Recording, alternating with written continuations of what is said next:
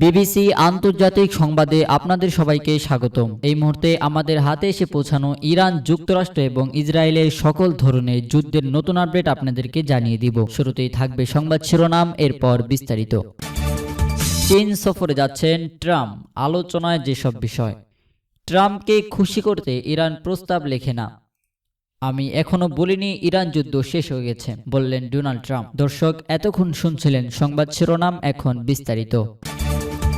শুরুতেই জানিয়ে দেব, চীন সফরে যাচ্ছেন ট্রাম্প, আলোচনায় যেসব বিষয়। 3 দিনের রাষ্ট্রীয় সফরে আগামী বুধবার 13ই মে চীন যাচ্ছেন মার্কিন প্রেসিডেন্ট ডোনাল্ড ট্রাম্প। চলমান মধ্যপ্রাচ্য সংকট, বৈশ্বিক ভূ রাজনৈতিক উত্তেজনা এবং যুক্তরাষ্ট্র চীন সম্পর্কের টানাপোড়েনের মধ্যে এই সফরকে অত্যন্ত গুরুত্বপূর্ণ হিসেবে দেখছেন আন্তর্জাতিক বিশ্লেষকেরা। হোয়াইট হাউস সূত্রে বরাতে জানা গেছে, সফরকালে ট্রাম্পের প্রধান বৈঠক হবে চীনা প্রেসিডেন্ট শি জিনপিং এর সঙ্গে। এই বৈঠকে একাধিক আন্তর্জাতিক ও দ্বিপাক্ষিক ইস্যু নিয়ে আলোচনা হবে। আলোচনা অন্যতম কেন্দ্রবিন্দু থাকবে মধ্যপ্রাচ্য চলমান যুদ্ধ পরিস্থিতি, বিশেষ করে ইরানের উপর চীনের প্রস্তাব লাগিয়ে একটি স্থায়ী শান্তি প্রতিক্রিয়া শুরু করার বিষয়ে যুক্তরাষ্ট্রের পক্ষ থেকে চাপ দেওয়া হতে পারে।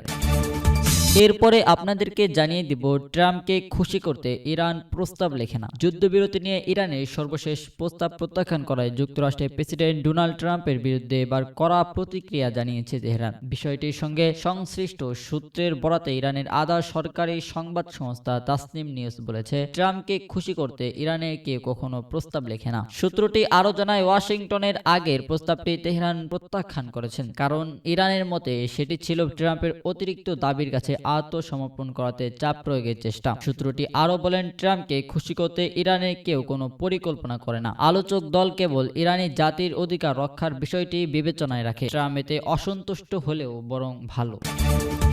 সর্বশেষ আপনাদেরকে জানিয়ে দিব, আমি এখনো বলিনি ইরান যুদ্ধ শেষ, বললেন ডোনাল্ড ট্রাম্প। মার্কিন প্রেসিডেন্ট ডোনাল্ড ট্রাম্প স্পষ্ট করে জানিয়েছেন, ইরানের বিরুদ্ধে যুদ্ধ শেষ হয়ে গেছে এমন মন্তব্য তিনি করেননি। রোববার 10 মে মার্কিন টেলিভিশন নেটওয়ার্ক এবিসিকে দেওয়া এক সাক্ষাৎকারে ট্রাম্প একথা জানান। ইরানের সমৃদ্ধ ইউরেনিয়ামের মজুদ জব্দ করার বিষয়ে তিনি বলেন, আমরা কোনো এক সময় সেটি পেয়ে যাব।